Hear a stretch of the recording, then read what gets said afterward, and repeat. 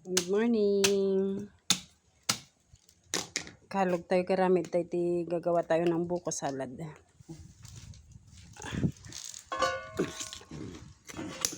Kung may tinanim, may pagkain. Ito dami pinitas namin yung isang Kanang kusilyo arin, ating natirad. tangkay. Ito siya.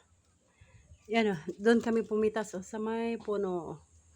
Alam nyo ba yung kalamansi namin, dami pang bunga. Dami bunga yung kalamansi. Tsaka yung puno ng nyug namin, dami bunga. Daming ganyan, Kaso lang kasi maliliit lang siya.